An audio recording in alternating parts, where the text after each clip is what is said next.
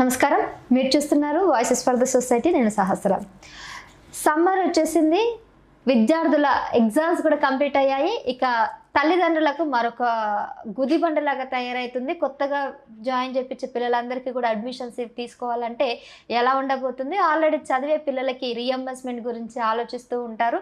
అసలు కొత్త కాలేజ్లో స్కూల్లో వెయ్యాలన్నా కూడా భయపడుతున్నటువంటి పరిస్థితులు మనం చూస్తూ ఉన్నాం. నెక్స్ట్ జూన్ జూలై కల్లా మళ్ళీ అందరూ కూడా జాయిన్ అవ్వాలి. అయితే ఇప్పుడు అందరి తల్లిదండ్రుల బాధ ఒకటే, ప్రభుత్వం అందరి మీద దృష్టి పెట్టింది కానీ విద్యార్థుల మీద ఎందుకు దృష్టి పెట్టలేదు, విద్యార్థులకి ఎందుకు సరైన న్యాయం జరగట్లేదు, వాళ్ళ స్కూల్ ఫీజులు ఎక్కువగా ఉంటున్నాయి, ఫీజు రీయింబర్స్మెంట్ ప్రాపర్గా లేదు అనే అంశం మీద ఈరోజు మనం వాళ్ళ తల్లిదండ్రుల తరపు నుంచి మాట్లాడడానికి ప్రస్తుతం మనతో పాటు ఉన్నారు విద్యార్థుల JAC joint action committee chairman అయినటువంటి వేముల రామకృష్ణ గారు మనతో పాటు ఉన్నారు. మరి యాజ్ ఏ చైర్మన్గా విద్యార్థుల కోసం చేస్తున్నటువంటి కార్యక్రమాలు, పోరాటాలు, ప్రభుత్వాన్ని ఎలా నిలదీసిపోతున్నారు, వీళ్ళు చేయబెట్టేటువంటి రానున్న ప్రోగ్రామ్స్ వల్ల ఎలాంటి ఉపయోగాలు ఉన్నాయి స్టూడెంట్స్కి అనే అంశాలన్నీ మాట్లాడదాం. నమస్తే అండి. నమస్కారం. సో విద్యార్థుల గురించి మీరు గత కొన్నాళ్ళ నుంచి చేస్తున్నటువంటి పోరాటం నిజంగానే హర్షించదగ్గ విషయం. అయితే ఎందుకు అంటే ఇప్పుడు మీరు చూస్తూనే ఉన్నారు, మీరు ఇంత పోరాటం చేస్తున్నా కానీ ఎటువంటి మార్పు అయితే వచ్చిందా? అటు ప్రైవేటు స్కూళ్ళ నుంచి, కాలేజీల నుంచి కానీ, లేకపోతే ప్రభుత్వం ఏమైనా భరోసా హామీలు ఏమైనా ఇవ్వడం జరిగిందా? ఎన్నో పోరాటాలు చేసినాం. ఫీజు రీఎంబర్స్మెంట్ అన్న పథకం దేశంలో ఎక్కడ లేదు. కేవలం తెలుగు రాష్ట్రాల్లో మాత్రమే ఫీజు రీఎంబర్స్మెంట్ అన్న పథకం ఉంది. నిజంగా ఎక్కడ లేదు, దేశంలో ఎక్కడ లేదు. ఫీజు రీఎంబర్స్మెంట్ అన్న పథకం ద్వారా ఒక తోపుడు బండి వాళ్ళ పిల్లలు, ఒక రిక్షా కార్మికుడు వాళ్ళ పిల్లలు, ఒక కూరగాయలు అమ్మే వాళ్ళ పిల్లలు, వాళ్ళు ఉన్నతమైన విద్య చదివి ఈరోజు ఇంజనీరింగ్ కావచ్చు, మెడిసిన్ కావచ్చు, అనేకమైన పెద్ద చదువులు ఈరోజు ఫీజు రీఎంబర్స్మెంట్ అనే స్కీమ్ ద్వారా చదువుకుంటా ఉన్నారు. ఆ ఫీజు రీఎంబర్స్మెంట్ స్కీమ్కి ఈరోజు రాష్ట్ర ప్రభుత్వం స్వస్తి పలకానికి ప్రయత్నాలు, కుట్రలు చేస్తూ ఉంది. మీకెలా తెలుసు అది ఫీజు రీయింబర్స్మెంట్ స్వస్తి పలుకుతున్నారని? అంటే ఇండైరెక్ట్గా ఈరోజు శ్వేతపత్రం విడుదల చేయండి. ఈ 3 సంవత్సరాలుగా ఫీజు రీఎంబర్స్మెంట్కి ఎంత నిధులు కేటాయించారు, వేరే సంక్షేమానికి ఎన్ని నిధులు కేటాయించాలో 3 సంవత్సరాలుగా శ్వేతపత్రం విడుదల చేయండి. క్లియర్గా కనపడుతుంది కదా. కాలేజ్ యాజమాన్యాలు బంద్ పెట్టినారు కదా. గత 20 రోజులు 30 రోజులుగా కాలేజ్ యాజమాన్యాలు వాళ్ళే, కాలేజ్ మేనేజ్మెంట్ వాళ్ళే బంద్ పెట్టినారు. మాకు ఫీజు రీఎంబర్స్మెంట్ రావట్లేదు, మేము ఫీజులు రెంట్లు కట్టలేకపోతున్నాం, మేము జీతాలు చెల్లించుకోలేకపోతున్నాం అని చెప్పి కాలేజ్ మేనేజ్మెంట్ వాళ్ళే చరిత్ర ఎక్కడ లేని విధంగా బంద్ పెట్టినారు. ఇంకా దానికన్నా సాక్ష్యం ఇంకేం కావాలి? ఇప్పుడు మీరు బంద్ పెట్టిరని అంటారు, మీరు కొంతకాలంగా రోడ్డు మీదకి వచ్చి చేస్తున్నటువంటి ఈ నిరసనలకి తల్లిదండ్రుల నుంచి మీకు ఎట్లా సపోర్ట్ ఉంటుంది? ఇప్పుడు మొన్నటి వరకు ఫీజు రీఎంబర్స్మెంట్ అమలు అవుతున్నప్పుడు ఇప్పుడు కూడా అమలు అవుతుంది. నిజంగానే అమలు అనేది అందరికి అవుతుందా? అరే కోర్టు ఇన్వాల్వ్మెంట్ అయ్యి మొన్న ఏం చెప్పి కోర్టు తీర్పు ఏమొచ్చింది?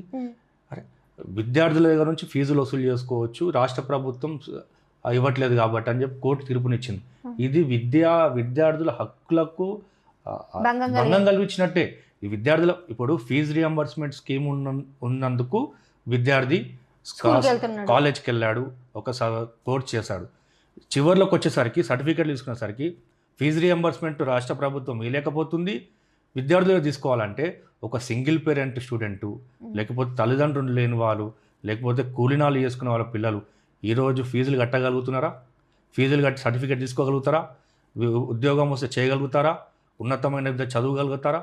ఎందుకు ఇంత అన్యాయం చేస్తున్నారు విద్యార్థులని? ఎందుకంటే ఈరోజు ఎన్నో ఫీజు రీఎంబర్స్మెంట్ ద్వారా మొన్న ఒక ఆడపిల్ల ఉండి ఈరోజు ఉన్నతమైన విద్య చదువుకుంటారంటే ఫీజు రీఎంబర్స్మెంట్ ఉన్నందుకే. మన తల్లిదండ్రులు ఏమంటారు, మా ఆడపిల్లకి మేము ₹1 కూడబెట్టి పెళ్లి చేద్దాం అనుకుంటున్నాము, ఉన్నత విద్య మెడికల్ చదివించాలని చెప్పి తల్లిదండ్రులు అంటున్నారు. అంటే స్త్రీలు చదువుకోవద్దా, అమ్మాయిలు చదువుకోవద్దా? ఈరోజు అమ్మాయిలు చదువుకుంటారు అంటే ఫీజు రీఎంబర్స్మెంట్ స్కీమ్ ద్వారానే ఈరోజు ధీటుగా చదువుకుంటారు. మొన్నటి వరకు ఫీజు రీఎంబర్స్మెంట్ లేనప్పుడు ఎట్లుండే, 10వ తరగతో ఇంటర్ చదివి పెళ్లి చేసేస్తుండే, ఉన్నత విద్య కాలేదు. ఈరోజు ఫీజు రీఎంబర్స్మెంట్ స్కీమ్ ఉంది కాబట్టి ఈరోజు ఇంజనీరింగ్ చదివేయడానికి ధైర్యం చేస్తూ ఉన్నారు, మెడిసిన్ చేయడానికి ధైర్యం చేస్తూ ఉన్నారు.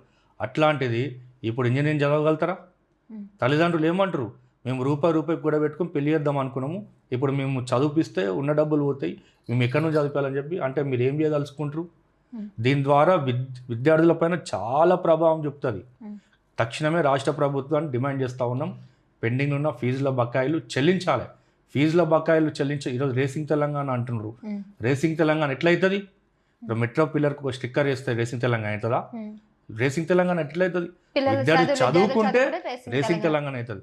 మీరు ఇట్లా ఫీజు రియంబర్స్మెంట్ ఇవ్వకపోతే అందరు ఏం చేస్తారు? ఈరోజు ఫీజు రియంబర్స్మెంట్ రాకపోవడం వల్ల కాలేజీ యాజమాన్యాలు ఫీజులు అడగడం వల్ల విద్యార్థులు జొమాటో, జెప్టో, ఇంకేదో డెలివరీ బాయ్ లాగా, స్విగ్గీ డెలివరీ బాయ్ లాగా మారుతారు. అమ్మాయిలు అయితే క్యాటరింగ్లు చేస్తూ ఉన్నారు రాత్రి 11 గంటల వరకు. ఇది ఆ రేసింగ్ తెలంగాణ అంటే? అమ్మాయిలు క్యాటరింగ్ చేసుకోవాలా ఫీజుల కోసం? అబ్బాయిలు స్విగ్గీ జొమాటో చేసుకోవాలా? యువత భవిష్యత్తు ఎక్కడ తీసుకోవాలనుకుంటారు మీరు? రాష్ట్ర ప్రభుత్వం ఎక్కడ తీసుకుపోతారు యువతని?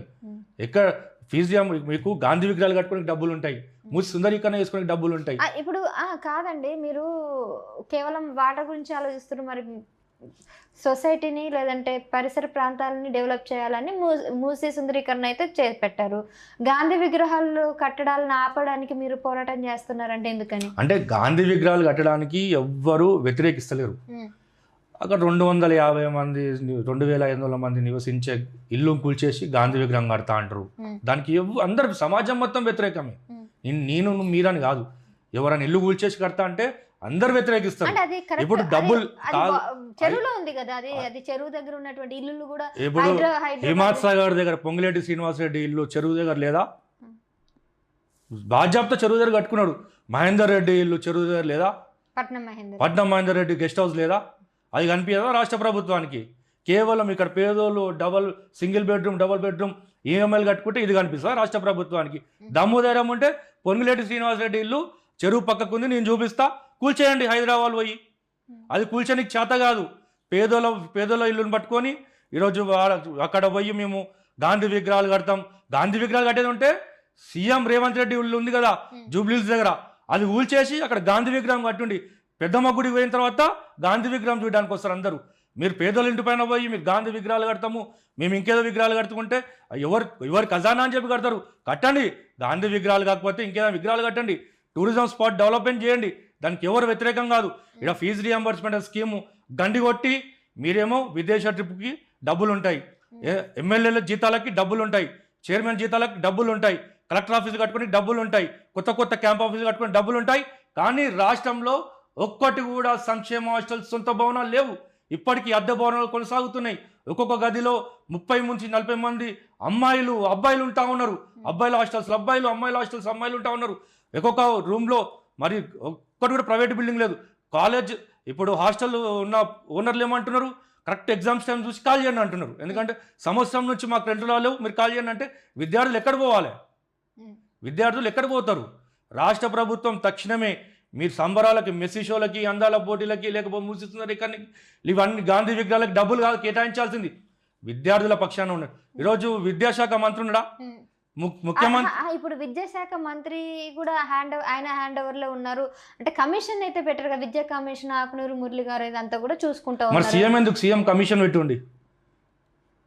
విద్యాశాఖ ఏమో కమిషన్ పెడతారు, సీఎం కూడా కమిషన్ పెట్టుండి. అట్లా చీఫ్ మినిస్టర్ కమిషన్ అని పెట్టి ఉండి విద్యాశాఖ అంటే చిన్న చూపా? మీరు విద్యాశాఖ కమిషన్ పెడతారా? మీరు హోంమంత్రి మీరే ఉంటారు, విద్యాశాఖ మంత్రి ఉంటారు, 4 శాఖ మంత్రి మీరే ఉంటారు. విద్యాశాఖ మంత్రి ఉండి ఏం చేసిరు మీరు? ఇది ప్రారంభించినాం, ఇది చేసినాం అని ఒక్కటి చూపించండి. 3 సంవత్సరాలలో 3 సంవత్సరాలు సరే విద్యాశాఖ వదిలేయండి, ఏదైనా సరే మేము అధికారంలోకి వచ్చిన తర్వాత ఇది ప్రారంభించినాము, ఇది చేసినాము అని ఒక్కటి చూపించండి. ఒక్కటంటే ఒక్కటి. ఇప్పుడు దాకా ఒక్కటి లేదు. ఏమంటే కాళేశ్వరం జరుగుతుందా? వాడు కూల్చేసింది సరే, ఆయన చేసినా కూల్చేసారు. కనీసం మీరు ఎక్కడన్నా ఇటుకే పెట్టాలి కదా ఎక్కడన్నా పోయి. యూనివర్సిటీస్ ఉన్నాయి కదండి ఆల్రెడీ. అంటే వేరే ఇతర రాష్ట్రాలతో పోలిస్తే హైదరాబాద్ యూనివర్సిటీ ఉంది, ఉస్మాన్ యూనివర్సిటీ ఉంది. ఇలాంటి యూనివర్సిటీలు అన్నీ కూడా మన దగ్గర బాగానే ఉన్నాయి కదా, దాని గురించి ఇంకెందుకు అనేసి. అంటే యూనివర్సిటీలు ఉన్నాయి, అది ఎప్పుడు కట్టిన యూనివర్సిటీలు? ఉస్మాన్ యూనివర్సిటీ 100 ఏళ్ళ చరిత్ర అయింది. ఇప్పుడు జనాభా ఎంత, అప్పుడు జనాభా ఎంత? విస్తరించిన అవసరం ఉంది కదా, కొత్త భవనాలు కట్టాల్సిన అవసరం ఉంది కదా, స్టాఫ్ రిక్రూట్మెంట్ చేసుకోవాల్సిన అవసరం ఉంది కదా. ఉన్నాయి కదా అని చెప్పి అవే చూసుకుంటూ కూర్చుంటే 100 సంవత్సరాలు అయిన తర్వాత ఇది డిజిటలైజేషన్. డిజిటల్ ప్రపంచంలో అన్ని సాఫ్ట్వేర్ పెరిగింది, డిజిటలైజేషన్ వచ్చినాయి. అన్ని బయట దేశాలు చూసుకుంటే ప్రభుత్వ బడులలో మీకు డిజిటల్ క్లాసులు ఉంటాయి.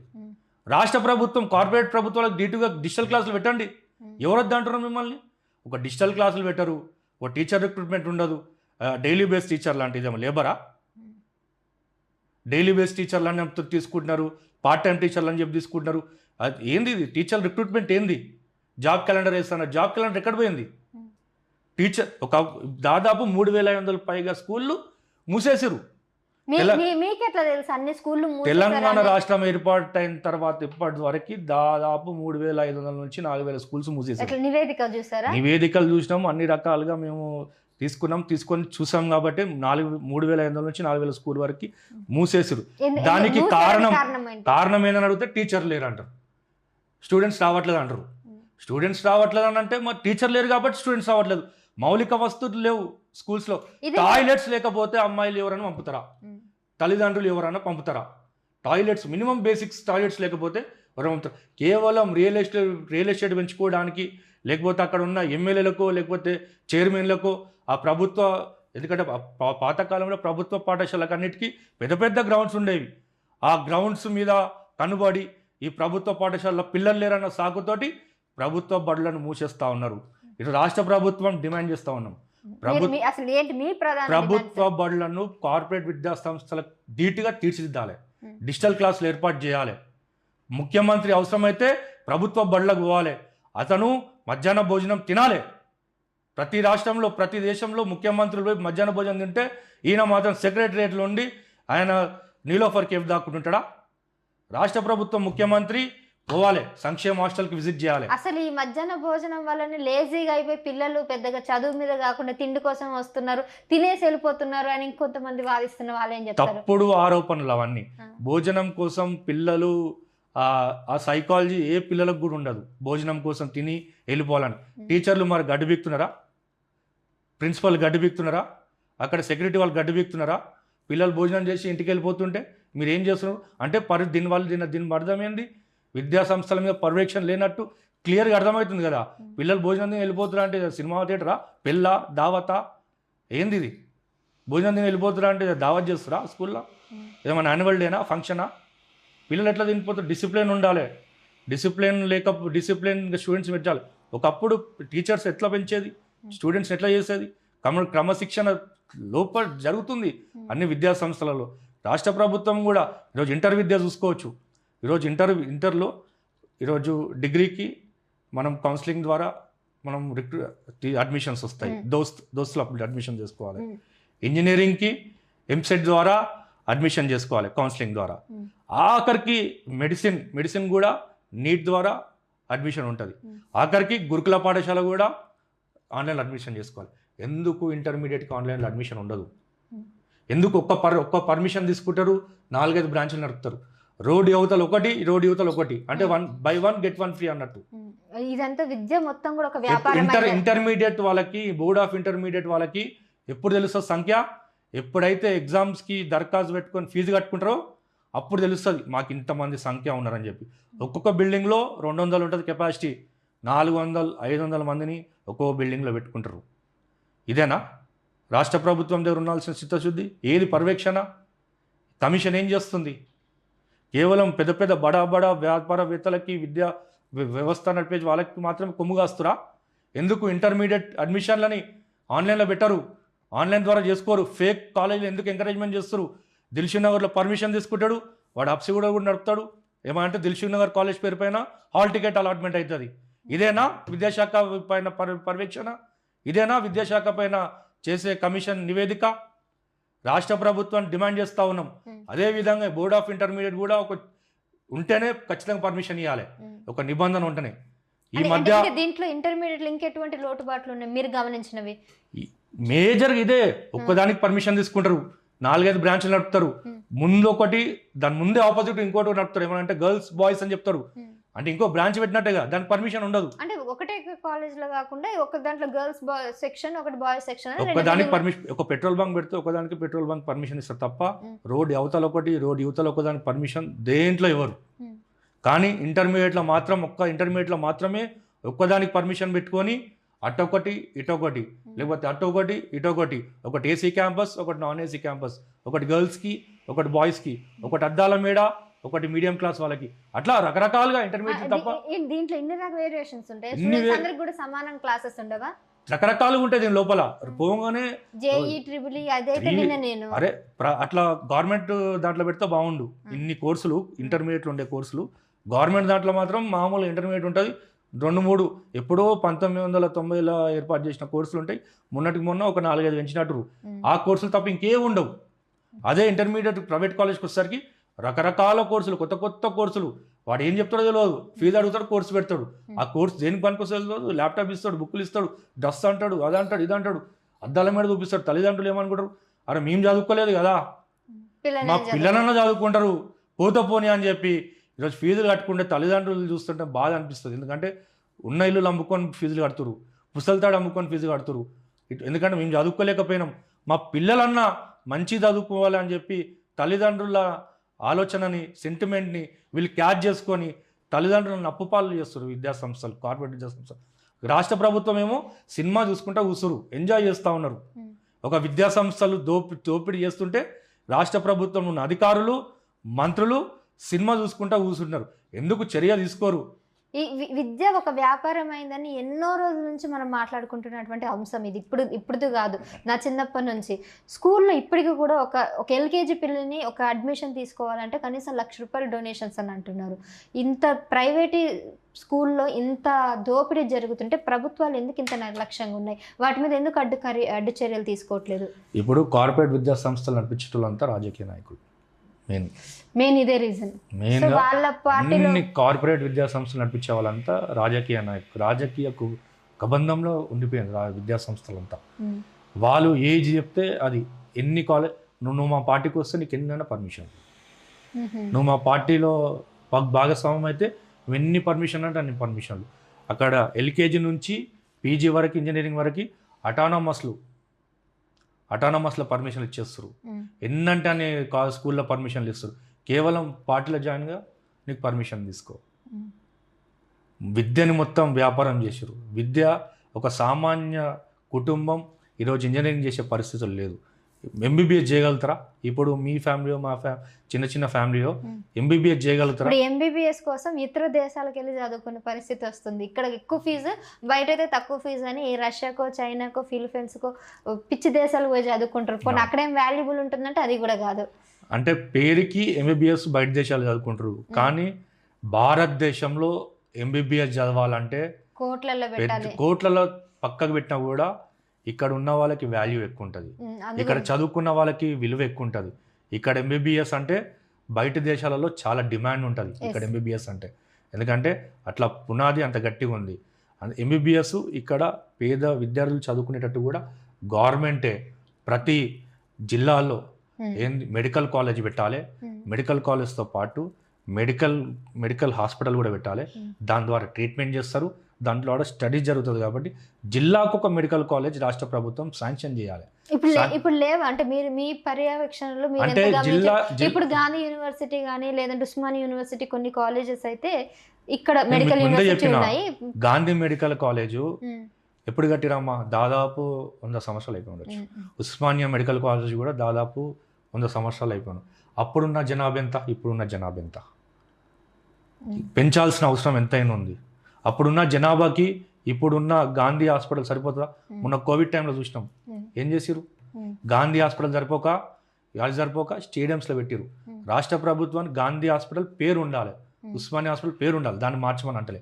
దాన్ని ఎట్లా సెక్రటరీతో మీరు కూల్చేసారు? సెక్రటరీ కూల్చేసారు కదా, కూల్చి అప్డేట్గా కట్టిరు కదా. అదేవిధంగా గాంధీ హాస్పిటల్ కూడా అప్డేటెడ్గా పెద్ద పడకలు, ఒక 2000 పడకల హాస్పిటల్గా కట్టాలి. ఉస్మానియా హాస్పిటల్ కూడా 5,000 పడకల హాస్పిటల్గా. ఎందుకంటే రాష్ట్రంలో ఎవ్వరికి ఏం జరిగినా ఉస్మానియాకి తీసుకెళ్దాం పా అంటారు. ఫస్ట్ మొదటి మాట ఉస్మానియాకి తీసుకెళ్దాం పా అని అంటారు. చావు బతుకుల్లో ఉన్నా ఏమున్నా లాస్ట్కి చివరి ప్రాణం ఉన్నప్పుడు కూడా ఉస్మానియా తీసుకెళ్దాం పా అంటారు. అప్పుడున్న బెడ్స్ 100 సంవత్సరాల కింద కట్టింది, ఇప్పుడు సరిపోతుంది. ఇప్పుడు ఉస్మానియాని కూడా 2,000 పడకల గదితో ఏర్పాటు చేస్తున్నట్టు ప్రభుత్వం ప్రకటించింది. దాదాపు దానికి 1,00,000 కోట్ల వరకు వెచ్చించబోతున్నట్టు ప్రభుత్వం రీసెంట్గా అయితే ప్రకటించింది. మరి దానికి హర్షించదగ్గ విషయమే కదా. అవును, చేయాలి. 2,000 పడకలు కాదు, 5,000 పడకలుగా మార్చాలి. కానీ మూసీ సుందరీకరణ మీద ఉన్నంత శ్రద్ధ మెడికల్ కాలేజ్ మీద ఉందా? గాంధీ విగ్రహాల మీద ఉన్న శ్రద్ధ కాలేజెస్ ఉందా? గాంధీ విగ్రహం గురించి ఎన్నిసార్లు మాట్లాడారు ముఖ్యమంత్రి? మూసి సుందరీకరణ గురించి ఎన్నిసార్లు మాట్లాడారు ముఖ్యమంత్రి? ఈ గాంధీ కాలేజ్ గురించి మాట్లాడిరా? ఉస్మానియా కాలేజ్ గురించి మాట్లాడిరా? ఉస్మానియా హాస్పిటల్ గురించి మాట్లాడిరా? ఎందుకు అంత నిర్లక్ష్యం వహిస్తారు? ఎందుకంటే గాంధీ విగ్రహం అంటే వ్యయం పెంచుకోవచ్చు. ఎట్లా అంటే వాళ్ళకి ఏమొస్తుందని మీ ఉద్దేశం? స్టార్టింగ్ ఏదైనా సరే కట్టడాలు కట్టేటప్పుడు 50 కోట్లు అంటారు, 60 కోట్లు అంటారు. దాన్ని వ్యయం పెరిగింది అనుకుంటే పెంచుకుంటా పోతా ఉంటారు వీళ్ళంతా. ఇట్లా కేవలం వ్యయం కోసమేనా, లేకపోతే నిజంగానే ఒక విగ్రహం పెట్టడం వల్ల రాష్ట్రానికి ఎటువంటి ఉపయోగం ఉందని మీకు అనిపిస్తుందా? అంటే అంతకన్నా ముందు చదువు గాంధీ బతుకుంటే మాత్రం నా విగ్రహాలు కాదు పిల్లలకు చదువు చెప్పుడు అని అంటుండే. ఎందుకంటే గాంధీ బతుకుంటే నా విగ్రహాలు వద్దు, దాని బదులుగా చదువు చెప్పండి అని అంటుండే. ఎందుకంటే గాంధీ కూడా ఆత్మ శాంతించదు. ఎందుకంటే ఈరోజు చదువుకునే పిల్లలు క్యాటరింగ్ పనులు చేస్తుంటే, చదువుకున్న పిల్లలు జెప్టో ఈ జొమాటోలు చేసుకుంటే గాంధీ ఆత్మ సంతోషపడుతుందా విగ్రహాలు కట్టుకుంటే? అంటే ఈ ప్రపంచ దేశాలకు ఏం చూపిద్దాం? మా వాళ్ళు జొమాటోలో పని చేస్తున్నారు, మా వాళ్ళు క్యాటరింగ్ పని చేస్తున్నారు, కానీ మేము విగ్రహాలు కట్టినామని చూపిద్దామా ప్రపంచ దేశాలకి? మరి ఏం చేద్దాం? రేసింగ్ తెలంగాణ అంటే విగ్రహాలు కడితే అవుతుంది అంటే మరి అది అక్కడ గాంధీ విగ్రహం కట్టుండి, ఇక్కడ నెహ్రూ విగ్రహం కట్టుండి, ఇందిరాగాంధీ విగ్రహం కట్టుండి, ఇంకా అందరు విగ్రహాలు కట్టుకుంటా పోండి. గాంధీ విగ్రహాల ద్వారానే ప్రపంచ దేశాలకు మనం చూపిస్తామంటే విగ్రహాలు కట్టుకుంటా పోండి. ఫీజు రియంబర్స్మెంట్ ఇవ్వకండి, మాకు సంక్షేమ హాస్టల్ సొంత భవనాలు ఇవ్వకండి, ఏమి ఇవ్వకుండా మీరు గురుకుల పాఠశాల అభివృద్ధి చేయకుండా విగ్రహాలు కడతా అంటే మీరు అన్నిటితో పాటు విగ్రహాలు కడితే కట్టండి, దాన్ని ఎక్కడ వ్యతిరేకించాం. కానీ ఇవన్నీ గండి కొట్టి విగ్రహాలు కడతా అంటే మరి విద్యార్థుల పరిస్థితి ఏం కావాలి? రైట్. సో ఇందాక మీరు ఒక మాట అన్నారు, ప్రభుత్వ పాఠశాలల్ని పునరుద్ధరించాలి, మూసీ నదిని కాదు, ప్రభుత్వ పాఠశాలల మీద దృష్టి పెట్టాలన్నారు. సో మన రాష్ట్రంలో ముఖ్యంగా ఈ గురుకుల పాఠశాలల గురించి మీకు తెలిసే ఉంటుంది. సో గురుకుల పాఠశాలలు చాలా వరకు బాగా డెవలప్ అయ్యి ఎంతోమంది విద్యార్థులు ఉన్నత చదువులు చదువుకొని కూడా వస్తున్నారు కదా, మరి దీన్ని కూడా మీరు వ్యతిరేకిస్తారంటారా? గురుకుల పాఠశాల అన్నది అద్భుతమైన పథకం. ఎందుకంటే మొన్న పోలీస్ రిక్రూట్మెంట్ చూసుకుంటే చాలా మంది గురుకుల పాఠశాల విద్యార్థులే. అంతేందుకు కొంతమంది దాని లోపల గ్రూప్స్లో కూడా గురుకుల పాఠశాల విద్యార్థులే మేజర్గా చదువుకొని వాళ్ళు ఉన్నతమైన చదువు చదివి తర్వాత ట్రైనింగ్ తీసుకొని వాళ్ళు గ్రూప్స్ కూడా కొట్టారు గురుకుల పాఠశాల విద్యార్థులు. గురుకుల పాఠశాల పథకం అన్నది చాలా గొప్ప పథకం, ఆ దేశానికే ఆదర్శం గురుకుల పాఠశాలలు అంటే. కానీ గురుకుల పాఠశాలలు ఏం చేస్తారు మేడం? దాని లోపల కౌన్సిలింగ్ పద్ధతి తీసుకొచ్చారు గురుకుల పాఠశాలలో. కౌన్సిలింగ్ ఎప్పుడు తీసుకొస్తారు? హయ్యర్ ఎడ్యుకేషన్ ఎప్పుడైతే ఇంజనీరింగ్ కానీ మెడిసిన్ కానీ లేకపోతే ఉన్నతమైన విద్యకి కౌన్సిలింగ్ ఉంటుంది, కౌన్సిలింగ్ ద్వారా రిక్రూట్మెంట్ చేసుకుంటారు స్టూడెంట్స్. కానీ ఈ గురుకుల పాఠశాలలో 6వ తరగతి పిల్లగానికి కౌన్సిలింగ్ పెట్టడం వల్ల, ఎంట్రన్స్ టెస్ట్ పెట్టడం వల్ల సీట్లు ఎవరికి వస్తాయి? లోవర్ మిడిల్ క్లాసు గ్రామీణ ప్రాంతంలో ఉన్నవానికి, ప్రభుత్వ స్కూల్లో చదివినవానికి ఎగ్జామ్ పెడితే ప్రైవేట్ స్కూల్లో కొడతాడా, గవర్నమెంట్ స్కూల్లో కొడతాడా? గవర్నమెంట్ స్కూల్ విద్యార్థి వస్తుందా, ప్రైవేట్ స్కూల్ విద్యార్థికి వస్తుందా? ఎందుకంటే ఆ ఎగ్జామ్ పెట్టడం వల్ల, ఎంట్రన్స్ టెస్ట్ పెట్టడం వల్ల ఎవరికి వస్తున్నాయంటే ఎవరైతే ప్రైవేట్ స్కూల్లో చదివారో వాళ్ళకి సీట్లు వచ్చేస్తున్నాయి. గ్రామీణ ప్రాంతాల నుంచి వచ్చిన విద్యార్థులకు సీట్లు రావట్లేదు. మేమేమంటామంటే దరఖాస్తు చేసుకున్న ప్రతి విద్యార్థికి కూడా గురుకులాల్లో సీట్లు కేటాయించాలి. ఎందుకంటే ఎవరికి ఇస్తారు? గురుకులాల్లో సీట్లు కేటాయించాలి. ఎమ్మెల్యే క్యాంప్ ఆఫీసులు అవసరమా? మేము అసలు ఎమ్మెల్యే క్యాంప్ ఆఫీసులు ఉన్నాక కూడా నెలకి ఒక్కసారి కూడా పోనీ ఎమ్మెల్యేలు ఉన్నారు. అది మీరు ఇవ్వండి గురుకుల పాఠశాలకి, స్టూడెంట్స్ చదువుకుంటారుగా. ఒక్కరోజు కూడా పోనీ ఎమ్మెల్యేలు ఉన్నారు. ఎమ్మెల్యే క్యాంప్ ఆఫీస్ కట్టిన తర్వాత కూడా కొత్త కలెక్టర్ ఆఫీసులు కట్టినారు, పాత కలెక్టర్ ఆఫీసులు ఖాళీగా ఉన్నాయి కొన్ని చోట్ల. ఆ కలెక్టర్ ఆఫీసులు అలాట్మెంట్ చేయండి. ఎంతమంది దరఖాస్తు చేసుకుంటే అంతమంది గురుకుల పాఠశాల పెట్టండి. ఎందుకంటే ప్రయోజకులు అవుతున్నారు ఈ గురుకుల పాఠశాల చదివి. ప్రభుత్వం ఏం చేయలేదు మీరు పదే చెప్తున్నారు. కానీ నేషనల్ నుంచి రాహుల్ గాంధీ మన తెలంగాణకు వచ్చి గల్లీ కూడా తిరిగారు, పిల్లలకి చదువు ముఖ్యమని కూడా చెప్పడం జరుగుతుంది. ఎలక్షన్ ముందు వచ్చాడు, తర్వాత మళ్ళీ ఎప్పుడు వచ్చాడు? మెస్సీ షోకి వచ్చాడు. రాహుల్ గాంధీ ఎప్పుడు వచ్చాడు? మెస్సీ షోకి వచ్చారు. అందాల పోటీలు పెడతా అంటే వస్తాడు, ఈ మెస్సీ షోలు ఉన్నాయంటే వస్తాడు. కానీ విద్యార్థులు రోడ్డెక్కి మాకు స్కాలర్షిప్లు కావాలంటే రాడు, నిరుద్యోగులు రోడ్డెక్కి మాకు ఉద్యోగాలు కావాలంటే రాడు, జాబ్ క్యాలెండర్ పెట్టాలంటే రాడు. అప్పుడు రాహుల్ గాంధీ ఏం చెప్పారు? అశోక్ నగర్ తిరిగి ప్రతి గల్లీ తిరిగి ఉద్యోగాలకి కాంగ్రెస్ ప్రభుత్వం భరోసా ఇస్తుంది, ఇది నా హామీ అన్నాడు.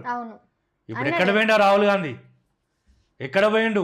కేవలం ఇక్కడ రాష్ట్రంలో ఉన్న ముఖ్యమంత్రులు మంత్రులు మాత్రం ఢిల్లీకి మూటలు, విద్యార్థులకి మాత్రం బాధలు.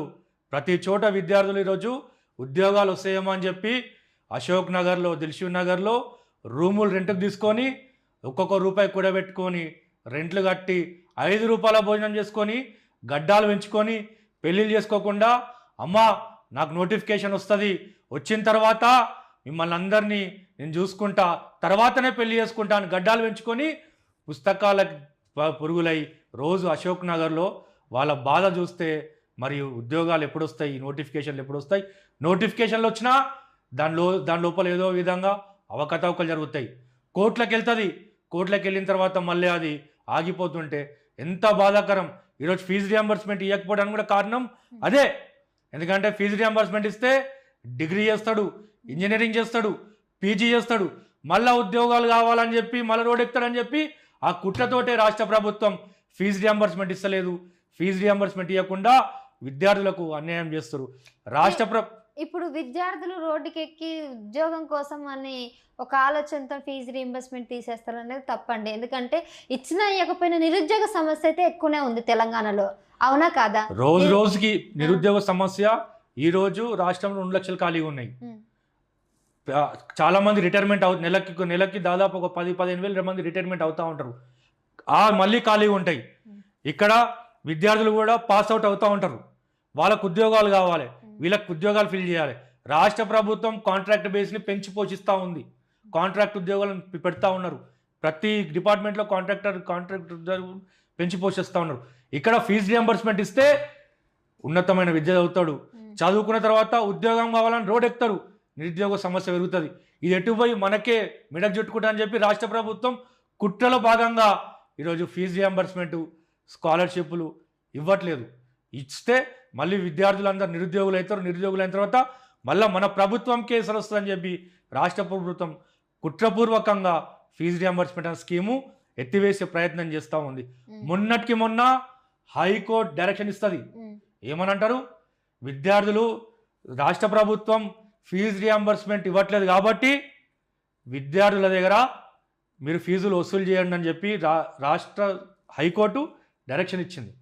ఇది విద్యార్థి హక్కులకే భంగం కలిగించినట్టు. ఎందుకంటే ఈరోజు విద్యార్థి ఫీజు రియంబర్స్మెంట్ అనే స్కీమ్ ఉంది కాబట్టి జాయిన్ అయినాడు. ఆ ఫీజు రియంబర్స్మెంట్ స్కీమ్ ద్వారా ఇప్పుడు చివరికి వచ్చేసరికి లేదు ఫీజు రియంబర్స్మెంట్ అనే స్కీమ్ లేదు, ఆ డబ్బులు ప్రభుత్వం ఇస్తలేదు కాబట్టి స్టూడెంట్స్ దగ్గర తీసుకోవాలంటే ఏ విధంగా పేద విద్యార్థి కట్టడు. ఆత్మహత్యలు చేసుకుంటారు, ఫీజులు కట్టలేక ఆత్మహత్యలు చేసుకుంటారు, మానసిక వేదనకు గురవుతా ఉన్నారు. ఎందుకంటే ప్రతి ఒక్క విద్యార్థికి ఒక లక్ష్యం ఉంటుంది. నేను పెద్దగా అయినాక ఒక పోలీస్ ఆఫీసర్ అవ్వాలి, నేను పెద్దగా అయినాక ఒక కలెక్టర్ అవ్వాలి, నేను పెద్దగా అయినాక ఒక ఎంఆర్ఓ కావాలి, ఒక పెద్ద ఎత్తున నేను ఒక ఉద్యోగం సాధించాలని చెప్పి ఒక లక్ష్యం ఉంటుంది. ఆ విద్యార్థికి ఫీజు రియంబర్స్మెంట్ స్కీమ్ ద్వారా ఆ విద్యార్థి ఎలిజిబిలిటీ పొంది మరి విద్యని అభ్యసించిన తర్వాత లేదు మేము ఫీజు రియంబర్స్మెంట్ ఇవ్వలేము అంటే ఈరోజు కాలేజ్ యాజమాన్యాలు ఇవ్వట్లేదు, సర్టిఫికెట్లు ఇవ్వడం లేదు. ఇవ్వకపోవడం వల్ల జాబులు వస్తే జాబు కోల్పోయే పరిస్థితి ఉంది. ఆ విద్యార్థి లక్ష్యాన్ని ఛేదించగలుగుతాడా? విద్యార్థి ఒక ఆలోచన విధానం అది ఎక్కడ సైకలాజికల్లో విద్యార్థి ఇబ్బంది అయ్యి అతను ఏం చేయలేక చిన్న జొమాటో పనులు చేసుకుంటా ఉన్నారు. ఇదేనా రేసింగ్ తెలంగాణ అంటే? దీనికోసమైనా 1200 మంది విద్యార్థులు ఆత్మబలిదానం చేసుకుంది.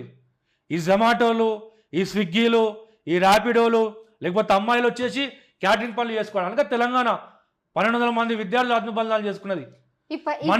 మన ఉద్యోగాలు వస్తాయి, మనకు స్కాలర్షిప్లు వస్తాయి, మనకు బకాయిలు వస్తాయి, నీళ్ళు వస్తాయి, నిధులు వస్తాయి, నియామకాలు వస్తాయని కదా మనము తెలంగాణ తెచ్చుకుంది. వచ్చే తెలంగాణలో ఎవరు బాగుపడుతున్నారు అంటే కేవలం రాజకీయ నాయకులు, కుటుంబ సభ్యులు, వాళ్ళ ఇంటోలు వాళ్ళే చేసుకుంటే మరి ఎక్కడ సామాన్య ప్రజలు ఈరోజు ఎంబీబీఎస్ చేయలేని పరిస్థితి ఉంది, సామాన్య ప్రజలు చదువుకోలేని పరిస్థితి ఉంది, సామాన్య ప్రజలు ఇల్లు పోషించలేని పరిస్థితి ఉంది. ఈరోజు తల్లిదండ్రులకు కూడా ఆడపిల్లని చదివించాలంటే ఫీజు భారం మోయలేక ఆడపిల్లలను కూడా పెద్ద చదువులను చదివించలేని పరిస్థితి రాష్ట్రంలో ఉంది. కాబట్టి తక్షణమే రాష్ట్ర ప్రభుత్వం విద్యార్థులపైన చొరవ చూపాలి. ఇప్పుడు మీరు ఇందాక అన్నారు ఆత్మహత్యలు చేసుకుంటున్నారు, బలిదానాలు చేసుకుంటున్నారు, కేవలం ఫీజు రీఎంబర్స్మెంట్స్ ఇవ్వక ఫీజు కట్టలేకనే ఆత్మహత్యలు చేసుకుంటారని ఎలా చెప్తారు? అంటే కొన్ని పర్సనల్ ఇష్యూస్ ఉన్నాయి, at the same time college లో ప్రెషర్ ఉంది, ర్యాగింగ్ ఉంది, ఇవన్నీ ఉండడం వల్ల కొంతమంది వాళ్ళ యొక్క మానసిక పరిస్థితులు తట్టుకోలేక ఆత్మహత్యలు చేసుకుంటున్నారు. అయితే మీరు అన్నది వాస్తవమే. ఇప్పుడు 1200 మంది విద్యార్థులు ఆత్మహత్య తెలంగాణ రాష్ట్రం ఏర్పాటయ్యింది.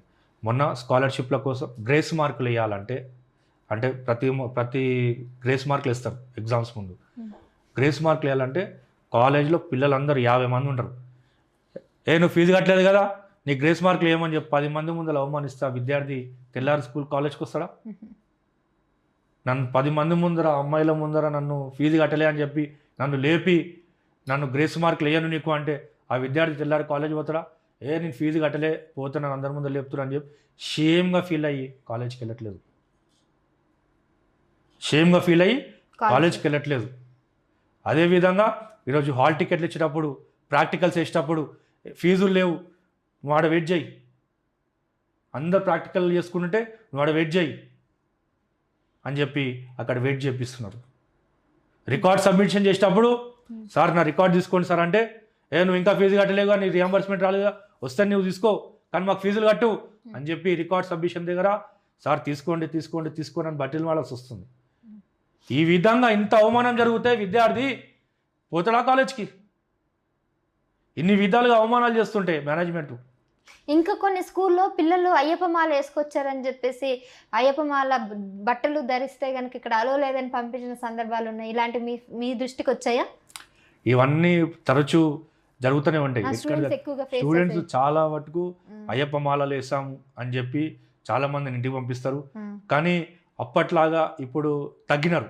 ఒకప్పుడు ఒక 5-6 సంవత్సరాల కింద అట్లా ప్రతి స్కూల్లో ఇబ్బంది పెట్టేవాళ్ళు స్టూడెంట్స్ని. ఇప్పుడు సోషల్ మీడియా రావడం వల్ల, సోషల్ మీడియా పుణ్యమా అని ప్రతి అక్కడ ఉన్న బస్తీవాసులు, పెద్ద మనుషులు కావచ్చు, ఎవరైనా కావచ్చు, వెళ్ళి కాలేజ్కి వెళ్ళిన తర్వాత మీకు అభ్యంతరం ఏంటి అయ్యప్ప స్వామి మాలేసుకుంటే అని ప్రశ్నించి వీడియోలు తీసి సోషల్ మీడియాలో పెట్టడం వల్ల కాలేజ్ మేనేజ్మెంట్, స్కూల్ మేనేజ్మెంట్ వాళ్ళకు కూడా అర్థమయ్యి ఈ మధ్య అది తగ్గింది. కానీ కూడా అక్కడక్కడ సంఘటన జరుగుతూ ఉన్నాయి.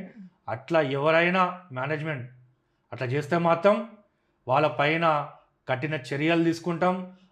ఆ స్కూల్ని కానీ ఆ కాలేజ్ని కానీ బంద్ చేయాలని చెప్పి డిమాండ్ చేస్తూ ఉన్నాం. అదేవిధంగా ఇంటర్మీడియట్ కూడా ఇప్పుడు మీరు ఆత్మహత్యలు చేసుకుంటాను అంటారు. ఆత్మహత్యలు చేసుకుంటే అవును, వాళ్ళకి ఇంటర్మీడియట్ దగ్గర అయితే తెలియని మైండ్ సెట్ ఉంటుంది. ఒకటి ఫీజు అడగడం వల్ల వాళ్ళకి ఇబ్బంది కలిగి ఆత్మహత్యలు చేసుకుంటారు. ఒకటి, రెండు మానసిక పరిస్థితి, లేకపోతే ఫ్రెండ్స్ సర్కిల్లో పక్కన ఉన్న వాళ్ళ ద్వారా ముఖ్యంగా కావచ్చు, బయట ఇంకేదైనా సంఘటన జరుగుండొచ్చు. అట్లా సడన్గా కాలేజ్ బిల్డింగ్ పై నుంచి దుంకి పడిపోతూ ఉన్నారు. దానికి నివారణ ఏంటంటే ఇప్పుడు సడన్గా మైండ్ సైకాలజీ వాళ్ళకి వెళ్ళిపోతారు. మనము ఫస్ట్ ఫ్లోర్ ఉంటే మెష్ పెట్టాలి, సెకండ్ ఫ్లోర్ మెష్ పెట్టాలి, థర్డ్ ఫ్లోర్ మెష్ పెట్టాలి. ఎక్కడైతే రేలింగ్ ఉందో అక్కడ మెష్ పెడితే కొంచెం అటు వెళ్ళి ఇట్లా వచ్చే అవకాశం ఉంటుంది. కాబట్టి బోర్డ్ ఆఫ్ ఇంటర్మీడియట్ వాళ్ళకి, డిగ్రీ కాలేజ్ ఉన్నతమైన విద్య వాళ్ళకి, హైయర్ ఎడ్యుకేషన్ కౌన్సిల్ వారికి, స్కూల్ వాళ్ళకి, స్కూల్ ఆఫ్ ఎడ్యుకేషన్ వాళ్ళకి మేము విజ్ఞప్తి ఏం చేస్తున్నామంటే, డిమాండ్ ఏం చేస్తున్నామంటే ప్రతి స్కూల్లో ఒక మెష్ ఏర్పాటు చేయాలి. అది మీరు డిఓకి, ఎంఈఓకి ఆదేశాలు జారీ చేయాలి. ఎందుకంటే విద్యార్థులు అనుకోకుండా పడిపోతున్నారు, వాళ్ళ మానసిక పరిస్థితి బాలేక పడిపోతూ ఉన్నారు. మరి కాలేజు, స్కూళ్ళు, మేనేజ్మెంట్ ఒత్తిడి వల్ల పడిపోతూ ఉన్నారు. అట్లా దాదాపు ఒక 600 నుంచి 700 మంది విద్యార్థులు తెలియక కింద పడిపోయి చనిపోతూ ఉన్నారు. కాబట్టి 600-700 మందిని విద్యార్థులను మనం సేవ్ చేసిన వాళ్ళం కావాలంటే ఖచ్చితంగా మెష్ ఏర్పాటు చేయాలి. ఇన్ఫ్రాస్ట్రక్చర్ అంతా మార్చాలి. ఇన్ఫ్రాస్ట్రక్చర్ అంటే రేలింగ్ ఉంటుంది, సడన్ గా ఫ్రెండ్ సర్కిల్లో అది మళ్ళా ఇట్లా కింద పడిపోతుంటారు. కింద పడిపోకుండా ఉండాలంటే ఆ రేలింగ్ ఉండడం వల్ల ఈ ఆలోచన కిందికి దిగేసరికి ఆలోచన విధానం మారుతుంది. సడన్గా వెళ్ళిపోతున్నారు. కాబట్టి ఆలోచన విధానం మారాలంటే ఆ రేలింగ్ ఉండడం వల్ల, ఆ మెష్ ఉండడం వల్ల, ఆ జాలి, ఆ గ్రిల్స్ ఉండడం వల్ల విద్యార్థి సడన్గా ఆలోచన చేసేది కొంచెం మైండ్ సెట్ మళ్ళీ రిటర్న్ అయిపోతుంది. కాబట్టి ఆ రేలింగ్ ఖచ్చితంగా స్కూల్ కావచ్చు, కాలేజ్ కావచ్చు, ఏదైనా కావచ్చు, రేలింగ్ తప్పనిసరి పెట్టాలి అని చెప్పి డిమాండ్ చేస్తూ ఉన్నాం. దానిపైన కూడా మేము ఉన్నత విద్యా కౌన్సిల్కి, హైయర్ ఎడ్యుకేషన్ వాళ్ళకి, ఇంటర్మీడియట్ వాళ్ళకి స్కూల్ ఆఫ్ ఎడ్యుకేషన్ వాళ్ళకి కూడా మేము రిప్రజెంటేషన్ ఇవ్వబోతా ఉన్నాం. ఇంకా మీ దగ్గరికి మీరు యాజ్ ఏ చైర్మన్గా ఉన్నారు కాబట్టి తల్లిదండ్రులు ఎలాంటి కంప్లైంట్స్తో వస్తారు? స్టూడెంట్స్ తల్లిదండ్రులు, ముఖ్యంగా స్కూల్ పిల్లల విద్యార్థుల తల్లిదండ్రులు కానీ మెయిన్గా ఏంటంటమ్మా బోర్డ్ ఆఫ్ ఇంటర్మీడియట్ నేను ఇంతకుముందు చెప్పిన అవి అంటే స్కూల్ పిల్లలు కావచ్చు, అది కావచ్చు, ఇంటర్నేషనల్ స్కూల్ అని ఉంటుంది. అవును, పెద్ద పెద్ద పేర్లు పెడతారు, దానికి పేరు ఇంటర్నేషనల్ పెడతారు, ఇంటర్నేషనల్ అని పెడతారు, దానికి ఏదో పేర్లు పెడతారు, అకాడమీ అని పెడతారు, దానికి పెద్ద పెద్ద పేర్లు, అంటే మనం పలకనికి కూడా రాదు కొన్ని పేర్లు అయితే. అట్లాంటి పేర్లు పెట్టి దానికి మామూలు ఎస్ఎస్సి సిలబస్ దానికి పర్మిషన్ తీసుకుంటారు. కొన్ని స్కూల్స్కి 8th క్లాస్ వరకే ఉంటాయి, కానీ బోర్డు హై క్లాస్గా పెట్టడం వల్ల, అద్దాలు పెట్టడం వల్ల, ఇంటర్నేషనల్ స్కూల్ అనడం వల్ల మా కొడుకు ఇంటర్నేషనల్ స్కూల్ వేయాలని చెప్పి తల్లిదండ్రులు పోయి అట్లా ఇంటర్నేషనల్ స్కూల్ వేస్తారు. చాలా నష్టపోతూ ఉన్నారు. ఇది ఇంటర్ కూడా ఇప్పుడు ఎక్కడో పర్మిషన్ ఉంటుంది, ఇంకెక్కడో బ్రాంచ్ ఓపెన్ చేస్తాడు, ఆ సెంటర్ ఇంకెక్కడో పడుతుంది. అప్పుడు తర్వాత తెలుసుకొని అరే మేము నష్టపోయినామని చెప్పి ఇబ్బంది పడతారు. కాబట్టి ఏది ఉన్నా ఆన్లైన్ స్కూల్ ఎడ్యుకేషన్ కావచ్చు, ఇంటర్మీడియట్ కావచ్చు, డిగ్రీ కావచ్చు, అన్నీ దోస్తు ద్వారా ఎట్లా అప్లై చేసుకుంటారు, డిగ్రీకి, ఇంజనీరింగ్కి ఎంసెట్ వాళ్ళ ద్వారా ఎట్లా అప్లై చేసుకుంటారు, అదేవిధంగా ప్రతిదీ స్కూల్ ఎడ్యుకేషన్ దగ్గర నుంచి, ఇంటర్ దగ్గర నుంచి డిగ్రీ వరకు ఆన్లైన్ దరఖాస్తు పెట్టుకుంటే ఇవన్నిటికీ పరిష్కారం జరుగుతుంది. ఆన్లైన్ అప్లికేషన్ ద్వారానే ఇవన్నిటికీ పరిష్కారం జరుగుతుంది. ఏది ఇంటర్నేషనల్ స్కూలు, ఇప్పుడు ఇంటర్నేషనల్ స్కూల్ అని చెప్పి ఆన్లైన్లో సబ్మిట్ చేసుకుంటే స్కూల్ ఆఫ్ ఎడ్యుకేషన్ వాళ్ళు పెడతారా? ఎగ్జాక్ట్లీ పెట్టరు. కాబట్టి ఇది ఏది ఇంటర్నేషనల్ స్కూలు, ఏది లోకల్ స్కూలు, 8th క్లాస్ వరకు ఏది పర్మిషన్ ఉంది, ఇంటర్ వరకు ఏది పర్మిషన్ ఉంది, ఏది లేదు అని క్లారిటీ కావాలంటే స్కూల్ ఆఫ్ ఎడ్యుకేషన్ వాళ్ళు ఎన్ని స్కూల్స్ ఉన్నాయో అడ్మిషన్ ఎట్లా పెట్టుకుంటే పేరెంట్స్ దానికి ఆన్లైన్లో పెట్టాలి. ఇంకా ఫైనల్గా మీరు ఇంటర్మీడియట్ కూడా ఆన్లైన్లో పెట్టాలి. అప్పుడు ఎంతమంది సంఖ్య, ఇప్పుడు 200 మంది కెపాసిటీ ఉన్న బిల్డింగ్లో 600 మందిని పెడతారు ఇంటర్మీడియట్. దానికి ఎంత బిల్డింగ్ కెపాసిటీ ఉంది, అసలు ఎంతమందిని తీసుకుంటున్నారు అసలు తెలుస్తుందా విద్యాశాఖ వాళ్ళకి? అసలు ఏం తెలుస్తలేదు. ఏదో ఎగ్జిబిషన్ అయినట్టు, నాంపల్ ఎగ్జిబిషన్ అయినట్టు ఎవరిని పడతానికి టికెట్లు ఇస్తారు. అట్లా ఎవరిని పడతానికి సీట్స్ అయిపోయాయని కూడా చెప్పరు, కేవలం నాంపల్ ఎగ్జిబిషన్ లో టోకన్లు ఇచ్చినట్టు, టికెట్లు ఇచ్చినట్టు అడ్మిషన్లు ఇంటర్మీడియట్ తీసుకుంటూనే ఉన్నారు. అది పోయి చూస్తే ఎంతమంది అది ఎగ్జిబిషన్ ఉన్నట్టు ఒక్కొక్క కాలేజ్ దాని పర్మిషన్ ఎంత, బిల్డింగ్ పర్మిషన్ ఎంత, మీరు చేసే కెపాసిటీ ఎంత, మీకున్న స్టాఫ్ ఏంది, అసలు మీరు చేయగలుగుతారా లేదా, అవన్నీ నేను చూస్తలే. కేవలం నాంపల్ ఎగ్జిబిషన్ వేసేసారు అంతా. ఈ స్కూల్ విద్యా వ్యవస్థ మొత్తం ఎంతమంది వస్తే అంతమంది ఇంకా రండి అని చెప్పి ఇప్పుడు చూస్తే రోడ్డు మీద చూస్తే ఎక్కడ పోయినా ఇంటర్నేషనల్ స్కూల్ అని చెప్పి అన్ని బోర్డులు కనిపిస్తున్నాయి. మన గల్లీకి ఇంటర్నేషనల్ స్కూల్ బోర్డులు కనిపిస్తున్నాయి. అంతా ఇంటర్నేషనల్ స్కూల్ ఉంటే మరి ఎక్కడ మనం ఇంటర్నేషనల్ అంటే ఎక్కడ పోవాలి? రైట్. ఫైనల్గా ఇక సో ఈ మహిళల గురించి మాట్లాడుకుంటే ముఖ్యంగా స్కూల్లో పిల్లలకి ఫీమేల్కి సంబంధించి, ఫీమేల్ స్టూడెంట్స్కి అయినా కానీ, విద్యార్థులకు ఫీమేల్కి కానీ ఎట్లాంటి సేఫ్టీ సెక్యూరిటీ ప్రికాషన్స్ తీసుకోవాలని మీరు డిమాండ్ చేస్తున్నారు ప్రభుత్వం నుంచి కానీ అటు విద్యా సంఘాల నుంచి? అమ్మాయిలకి తల్లిదండ్రులు ఒక ఆడపిల్లని కాలేజ్ పంపించిన తర్వాత వచ్చిన దాకా ఆ తండ్రి ఆఫీస్కి పోయినా కూడా వచ్చిందా పాప అని ఫోన్ చేస్తారు. ఆ పరిస్థితి రాష్ట్రంలో అయితే ఉంది. ఎందుకంటే ఒక ఆడబిడ్డని ఎట్లా పెంచుకుంటారంటే తల్లిదండ్రులు చదువుకోవాలి, చదివిపియాలి అని చెప్పి పెంచుకుంటారు. కానీ పరిస్థితులు మాత్రం బయట ఆ విధంగా లేవు. ఎందుకంటే చూస్తూనే ఉన్నాం మనం, అన్ని కాలేజీలో కావచ్చు, స్కూల్లో కావచ్చు. ఇప్పుడు చదివిద్దామన్నా కూడా ఫీజు రియంబర్స్మెంట్ పెట్టి తీసేసి అది కూడా లేకుండా పోతుంది.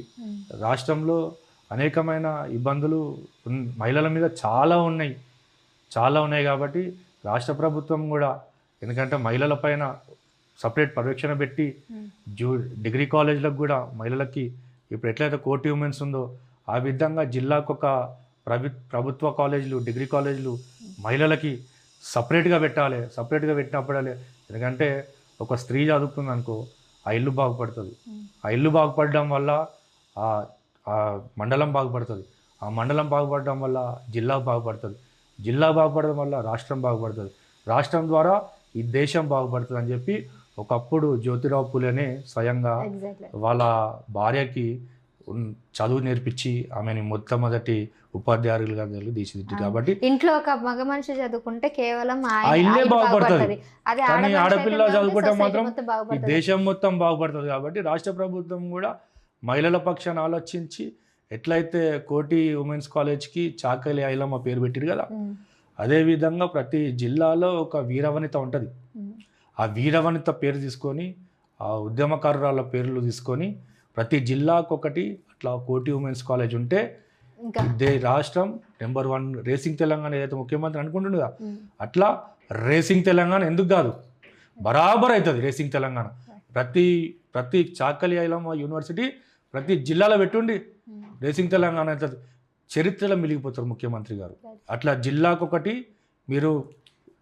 ఉమెన్స్ కాలేజ్ పెడితే చరిత్రలు నిలిచిపోతారు. మహిళల పక్షాన స్కూటీలు గిటీలు ఇప్పించే అవసరం లేదు.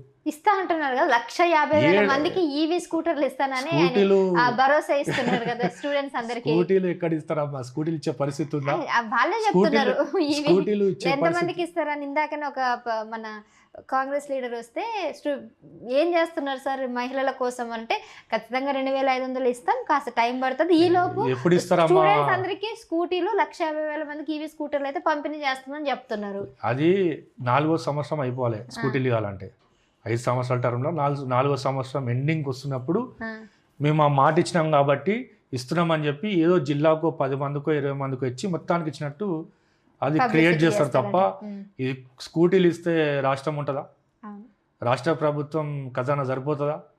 స్కూటీలు ఎడికెళ్ళి ఇస్తారు? స్కూటీలు ఇచ్చే ఆలోచన ఉందా? ఇప్పుడు రీసెంట్ గా ఈ 33% బిల్లు ఏదైతే ఉందో పార్లమెంట్ లో అమలు చేపిస్తామన్న దానికి చాలా వరకు వ్యతిరేకత వచ్చింది. ఆ బిల్లు పాస్ అవ్వకపోవడానికి గల కారణాలు ఏంటి? అసలు దీని మీద మీ అభిప్రాయం ఏంటి? 33% మహిళా రిజర్వేషన్ కేటాయించడం అన్నది అది ఎప్పటి నుంచో చారిత్రాత్మకమైన బిల్లు. కానీ ప్రతిపక్షాలు కానీ బీసీ సంఘాలు కానీ అన్ని సంఘాలు కానీ ఏమంటున్నాయి, సబ్ కోటా పెట్టలేదు కదా, సామాజిక న్యాయం లేదు కదా అని చెప్పి వ్యతిరేకించారు. కానీ బీసీలకి మహిళలకి రిజర్వేషన్లు కేటాయించాలి, కానీ దాని లోపల సబ్ కోటా లేకపోవడం వల్ల ఇది పాస్ అవ్వలేకపోయింది. కాబట్టి మేమేమంటున్నాం, సరే బీజేపీ ప్రభుత్వాన్ని కావచ్చు లేకపోతే కేంద్ర ప్రభుత్వం కావచ్చు, మీరు మహిళల పట్ల 33% ఇస్తామంటారు కదా, మహిళల పట్ల 33% ఇచ్చేది ఉంటే మంత్రివర్గంలో 33% ఇవ్వండి, మంత్రివర్గంలో 33% ఇవ్వండి, నామినేటెడ్ పదవులలో 33% ఇవ్వండి, మీరు పార్టీ అధ్యక్ష పదవులలో 33% ఇవ్వండి. మీకున్న రాబోయే ఎలక్షన్స్లో 33% మహిళలకి రిజర్వేషన్లు కల్పించండి. ఎవరు అడ్డుకుంటారు? అప్పుడు మీరు మా క్యాబినెట్లో 33% మహిళలకు ఇస్తా అంటే ఏదైనా ప్రభుత్వం అడ్డుకుంటుందా? 33% అధ్యక్ష పదవులు ఇస్తా అంటే ఎవరైనా అడ్డుకుంటారా? మీరు 33% మహిళలకు ఇవ్వండి, ఆదర్శంగా నిలవండి. ఆదర్శంగా నిలిచిన తర్వాత మీరు మళ్ళీ మహిళా బిల్లు పెట్టండి, సామాజిక న్యాయం పాటించండి, మేము పోరాటం చేస్తాం. Right. So finally thank you sir. మీరు స్టూడెంట్స్ కోసం చాలా పోరాడుతున్నారు. ముఖ్యంగా ఫీజు రియంబర్స్మెంట్ గురించి సుప్రీంకోర్టు ఇచ్చినటువంటి తీర్పుకి నిజంగానే చాలామంది స్టూడెంట్స్ అయితే ఎఫెక్ట్ అవుతారు. ఇప్పుడు ఎక్కువ మంది చదువుకోవడానికి గల కారణం ఫీజు రియంబర్స్మెంట్. అది కనుక లేకపోతే ఈ మాత్రం కూడా స్టూడెంట్స్ అనేది రాకపోవడం అసలు అసాధ్యం. పైగా చదువుకున్న వాళ్ళకి నిరుద్యోగం ఉంది, ఇప్పుడు చదవని వాళ్ళు కూడా నిరుద్యోగం అనేది ఇంకా పెరిగిపోయే ఛాన్సెస్ అయితే ఎక్కువగా ఉన్నట్టు కూడా తెలుస్తుంది. దాని గురించి అయితే యాజ్ ఎ జేఏసీ విద్యార్థుల జాయింట్ యాక్షన్ కమిటీ చైర్మన్గా రామకృష్ణ గారు అయితే ప్రయత్నాలు చేస్తున్నారు. దీని గురించి ఇంకా డిస్కస్ చేద్దాం నెక్స్ట్ వీడియోలో. అలాగే మరో గెస్ట్తో మళ్ళీ కలుద్దాం. చూస్తూనే ఉండండి వాయిసెస్ ఫర్ ద సొసైటీ. నేను సహస్ర. నమస్కారం.